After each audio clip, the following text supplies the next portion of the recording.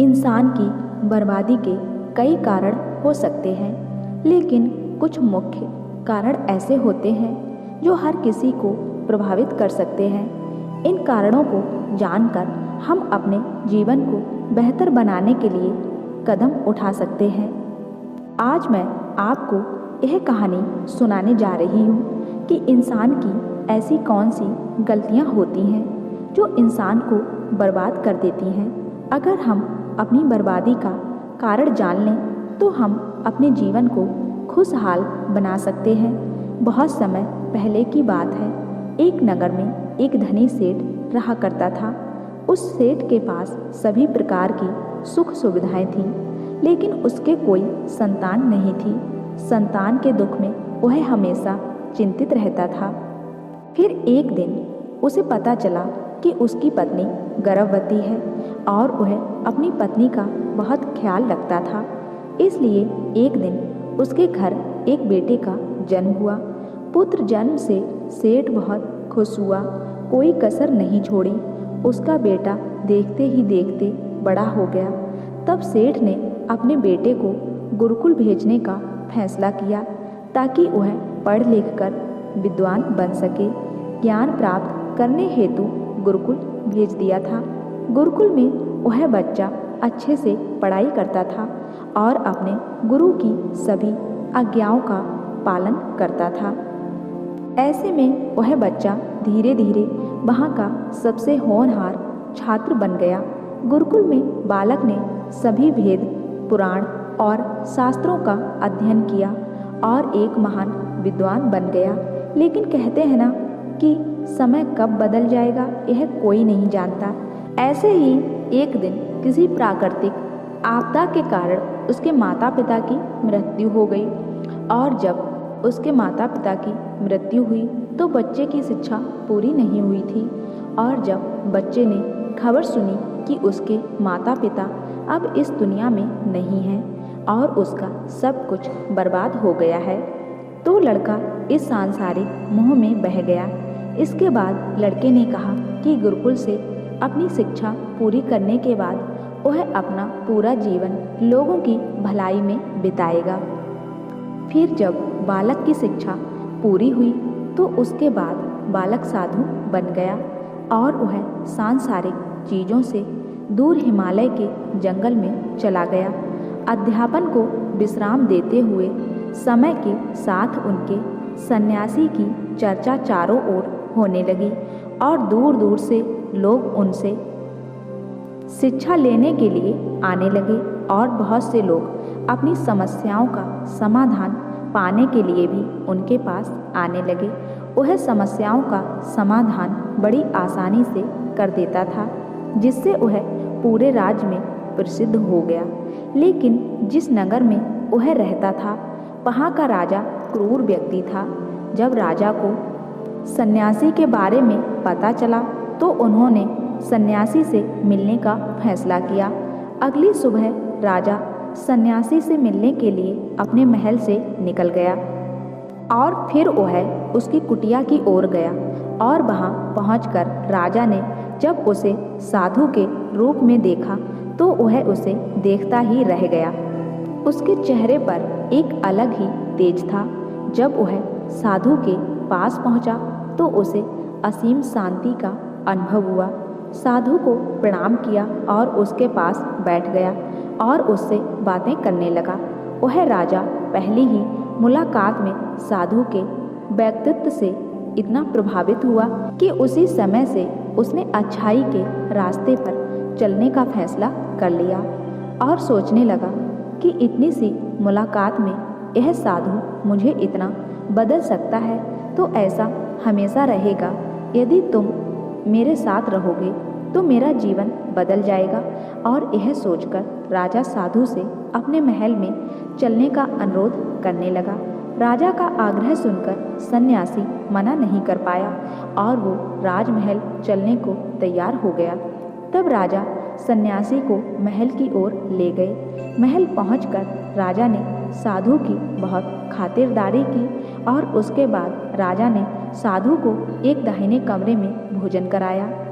भोजन के समय साधु ने राजा को धन्यवाद दिया और राजा से जाने की अनुमति मांगी। यह सुनकर राजा ने कहा कि आप हमारे बाग में जब तक चाहें तब तक रह सकते हैं। आपको यहाँ किसी भी प्रकार की असुविधा नहीं होगी और आप यहाँ रहेंगे तो हमारे लोगों को भी अच्छा लगेगा और हमें भी अच्छा लगेगा। यह सुनकर साधु ने राजा का प्रस्ताव स्वीकार कर लिया। राजा के आदेशानुसार सेवकों ने एक सुंदर कुटिया बनाई। उसके बाद साधु उसी कुटिया में रहने लगा। राजा ने उनकी बहुत सेवा की, लेकिन कई वर्षों के बाद राजा और रानी को किसी जरूरी काम से दूसरे राज्य में जाना पड़ा, लेकिन उन्होंने साधु की सेवा के लिए एक सेवादार नियुक्त कर दिया। लेकिन राजा के जाने के बाद वह सेवादार बीमार पड़ गया और अपने घर चला गया और कभी लौटकर वापस नहीं आया। तो तपस्वी को गुस्सा आ गया और उसने राजा को खूब खरी खोटी सुनाई और राजा से कहा कि जो जिम्मेदारी आप पूरी नहीं कर सकते वह जिम्मेदारी आप क्यों लेते हो। तब राजा ने सन्यासी से पूछा और कहा कि सन्यासी, क्या मुझसे कोई गलती हो गई है तो इसके लिए मैं आपसे क्षमा मांगता हूँ। यह सुनकर साधु ने उससे कहा कि तुम्हारे जाने के बाद मुझे यहाँ किसी ने भोजन नहीं दिया और मुझे कई दिनों तक कष्ट सहना पड़ा। यहाँ आकर मैं भूखा रहा और किसी ने मुझसे मेरा हाल भी नहीं पूछा। यह सुनकर राजा ने सन्यासी से माफ़ी मांगी और कहा कि आज के बाद ऐसी गलती नहीं होगी।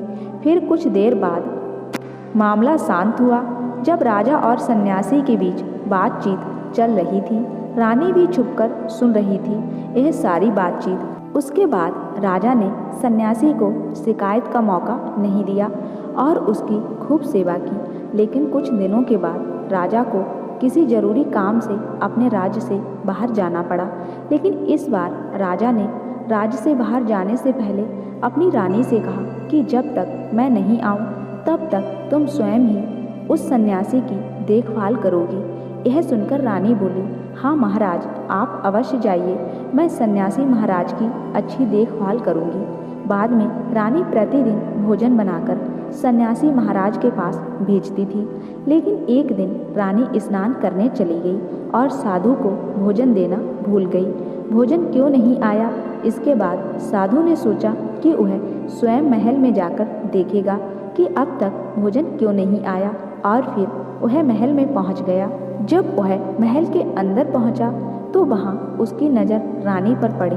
रानी के लंबे लंबे काले काले केस जो कि उसकी कमर पर लहरा रहे थे, उसकी कजरारी आंखें जो देखने मात्र से ही घायल कर दे, उसकी हिरनी जैसी चाल। रानी के इतने सुंदर रूप को देखकर सन्यासी चकित हो गया और रानी की सुंदरता सन्यासी के मन में घर कर गई और वह वहाँ से बिना कुछ कहे ही अपनी कुटिया में लौट आया। सन्यासी रानी के रूप की सुंदरता को भुला नहीं सका और वह खाना पीना छोड़कर अपनी कुटिया में पड़ा रहा। उसने कई दिनों तक कुछ भी नहीं खाया, जिस वजह से वह बहुत कमज़ोर हो गया। फिर कुछ समय बाद राजा वापस लौटे और जब उसे सन्यासी की हालत का पता चला तो वह सीधे सन्यासी के पास पहुंच गए और बोले कि भगवान, क्या बात है? तब साधु ने कहा, नहीं राजन, आपने कोई गलती नहीं की है। यह सुनकर राजा बोले, तो फिर क्या बात है, आप मुझे बताएं, मैं आपकी समस्या का समाधान अवश्य करूंगा। यह सुनकर सन्यासी ने राजा से कहा कि आपकी रानी की अद्भुत सुंदरता को देखकर मैं उसकी सुंदरता पर मोहित हो गया हूँ और अब मैं रानी के बिना नहीं रह सकता। यह सुनकर राजा हैरान हो गया और कुछ देर सोचने के बाद राजा ने उसे सन्यासी से कहा, मैं आपको रानी दे दूंगा। यह सुनकर सन्यासी बहुत प्रसन्न हुआ। फिर राजा सन्यासी को लेकर महल चले गए और जब राजा और सन्यासी महल पहुँचे तो उस दिन रानी ने अपने सबसे सुंदर वस्त्र और आभूषण पहने थे। फिर राजा रानी के पास गया। राजा ने रानी से कहा कि इस साधु की मदद करनी चाहिए, वह बहुत कमज़ोर स्थिति में जा चुका है और मैं नहीं चाहता कि एक बुद्धिमान व्यक्ति की हत्या का कलंक मेरे सिर पर लगे। राजा की यह बात सुनकर रानी ने राजा से पूछा कि आखिर इन सन्यासी के इस दुख का कारण क्या है। तो राजा ने रानी से कहा, सन्यासी आपकी अद्भुत सुंदरता के दीवाने हो गए हैं। राजा की यह बात सुनकर रानी ने कहा कि राजन, आप चिंता मत करिए, अब आप सब कुछ मेरे ऊपर छोड़ दीजिए। मुझे पता है कि मुझे अब क्या करना है। आपके ऊपर ना तो सन्यासी की हत्या का पाप लगेगा और ना ही उससे मेरे पवित्र धर्म का नाश होगा। रानी की यह बात सुनकर राजा ने रानी को सन्यासी को सौंप दिया। उसके बाद जब सन्यासी रानी को लेकर कुटिया पर पहुँचे, जब रानी सन्यासी की कुटिया पर पहुँची, रानी ने सन्यासी से कहा कि हमें रहने के लिए घर चाहिए, हम इस झोपड़ी में नहीं रह सकते। यह सुनकर सन्यासी राजा के पास गया और राजा से जाकर बोला कि हे राजन, हमें रहने के लिए घर चाहिए। सन्यासी की बात सुनकर राजा ने उनके लिए घर का प्रबंध कर दिया। फिर सन्यासी रानी को लेकर घर पहुंचा। जब रानी सन्यासी के साथ उसके घर पहुंची तो रानी ने सन्यासी से कहा कि यह घर तो बहुत गंदा है और इसकी हालत बहुत खराब है, मैं इस घर में नहीं रह सकती। यह सुनकर सन्यासी फिर से राजा के पास गया और राजा के पास जाकर बोला कि हे राजन, जो आपने हमें घर दिया था उसे घर की हालत बहुत खराब है। सन्यासी की बात सुनकर राजा ने उसे घर की हालत ठीक करवा दी। उसके बाद फिर रानी घर के अंदर गई और नहा धोकर बिस्तर पर आ गई। तभी साधु भी बिस्तर पर आ गया। फिर उसके बाद रानी ने साधु से कहा कि आप जानते हैं कि आप कौन हैं और क्या बन गए हैं। आप एक महान साधु थे जिनके लिए राजा स्वयं सभी आवश्यक चीज़ें उपलब्ध कराते थे, जिनके पास दूर दूर से लोग ज्ञान प्राप्त करने आते थे, जो लोग सत्य का मार्ग दिखाते थे, जो लोगों की समस्याओं का समाधान करते थे, जिन्हें सभी लोग गुरु मानते थे, जिसे सब लोग भगवान मानकर पूजते थे।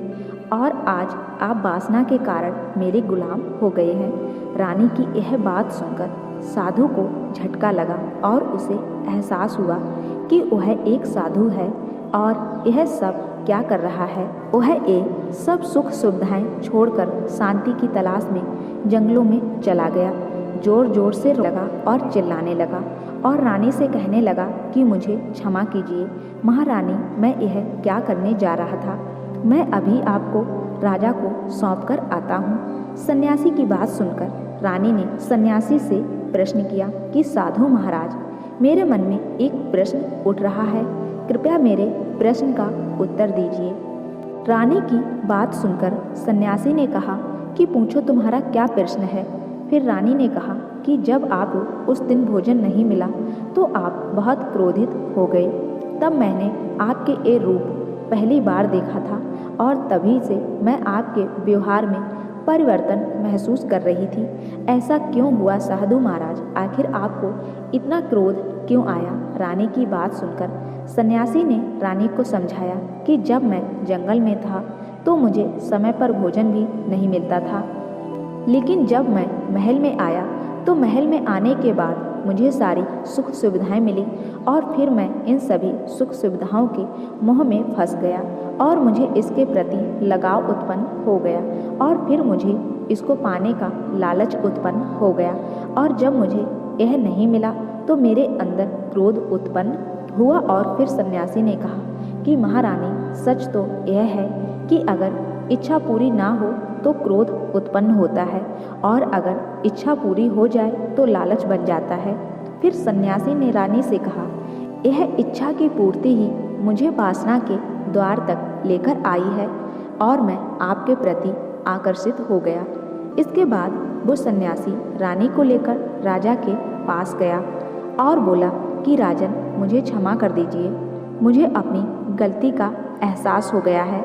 यह लो आपकी रानी, मुझे यह सब कुछ नहीं चाहिए। मैं अपनी इच्छा के वशीभूत होकर यह गलत कार्य करने जा रहा था और अपने जीवन को बर्बाद कर रहा था, लेकिन अब मुझे सब कुछ समझ आ गया है। उसके बाद उस सन्यासी ने कहा कि हे राजन, मनुष्य की बर्बादी का कारण उसकी 4 आदतें बनती हैं और दुनिया की हर व्यक्ति के अंदर यह 4 अवगुण होते हैं। फिर सन्यासी ने राजा को मनुष्य को बर्बाद करने वाली 4 आदतों के बारे में बताया। पहली आदत है इच्छा, क्योंकि इच्छा ही दुनिया की हर एक व्यक्ति के अंदर सबसे पहला अवगुण होता है, और जो व्यक्ति अपनी इच्छाओं को नियंत्रण में नहीं रख पाता है वह जीवन के किसी भी क्षेत्र में सफल नहीं हो पाता, क्योंकि जैसे ही उसकी एक इच्छा पूरी होती है वह दूसरी की ओर बढ़ने लगता है। इच्छाओं पर नियंत्रण न होने के कारण इसी जाल में उलझा रहता है और दुखी रहता है। इसलिए राजन, जब हम इच्छाओं पर नियंत्रण पा लेते हैं तो हम हमारे मन पर भी नियंत्रण पा लेते हैं, और जब हमारा मन हमारे बस में होता है तो हमें सुख ही प्राप्त होती है। फिर जो हम चाहते हैं वही हमारे साथ होता है। फिर सन्यासी कहता है कि हे राजन, मनुष्य को बर्बाद करने वाली दूसरी आदत है वासना। वासना का जन्म हमारे मन में उठने वाली इच्छाओं से होता है। जिस प्रकार इच्छा का कोई अंत नहीं होता और मनुष्य वासना के जाल में फंसता ही चला जाता है। वासना के वशीभूत होकर मनुष्य को कुछ भी नजर नहीं आता है। आज तक जितनी भी लड़ाइयाँ हुई हैं उनका सबसे बड़ा कारण स्त्री को पाने की इच्छा ही रही है। स्त्री के प्रेम में वशीभूत होकर राजा महाराजाओं ने आज से पहले बहुत सारे युद्ध किए हैं। कई राजा महाराजा तो युद्ध में इसलिए हार गए क्योंकि वो लोग स्त्रियों से रासलीला रचने में ही रह गए। भगवान ने तो स्त्री की उत्पत्ति इस संसार को बढ़ाने के लिए की है, लेकिन आजकल लोगों ने इसे अपनी वासना का शिकार बना लिया है, अपने मनोरंजन का साधन समझने लगे हैं। और जब उन्हें अपना यह मनोरंजन नहीं मिलता है तो वो पागल हो जाते हैं और न जाने क्या क्या कर बैठते हैं। इसलिए हे राजन, जितना हो सके उतना वासना से दूर रहना चाहिए। फिर सन्यासी कहता है कि हे राजन, मनुष्यों को बर्बाद करने वाली तीसरी आदत है क्रोध, क्योंकि जब मनुष्य की वासना की पूर्ति नहीं होती है तो उसके अंदर क्रोध उत्पन्न हो जाता है, और जब व्यक्ति को क्रोध आता है तो उसे उस पर नियंत्रण नहीं रहता और फिर वो क्रोध में आकर कहीं गलत निर्णय ले लेता है। वो दूसरों को भला बुरा कह देता है, गालियाँ निकाल देता है, और जब उनका क्रोध शांत होता है तो उन्हें अपनी गलती का एहसास हो जाता है, लेकिन तब तक वो सब कुछ बर्बाद हो चुका होता है। क्रोध के कारण मनुष्य के कई बने बनाए काम भी बिगड़ जाते हैं। क्रोध हमारे भीतर तनाव को उत्पन्न करता है, और अगर एक बार हम तनाव में चले गए तो हमारा पूरा जीवन बर्बाद हो जाता है। फिर सन्यासी कहता है कि हे राजन, मनुष्य को बर्बाद करने वाली चौथी आदत है लालच। हे राजन, लालच का फल सदैव बुरा होता है। लालच में पड़कर हम बहुत से लोगों का बुरा कर देते हैं।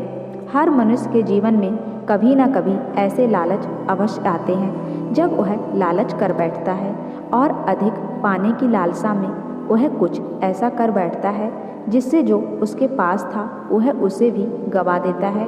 क्योंकि जैसे ही व्यक्ति की एक इच्छा पूरी होती है उसका लालच बढ़ जाता है और उसके मन में और कई जन्म लेने लगते हैं। जो व्यक्ति लालच करता है वह कामयाबी से कोसों दूर रहता है, क्योंकि एक न एक दिन लालच का दुश्मन सामने आता ही है।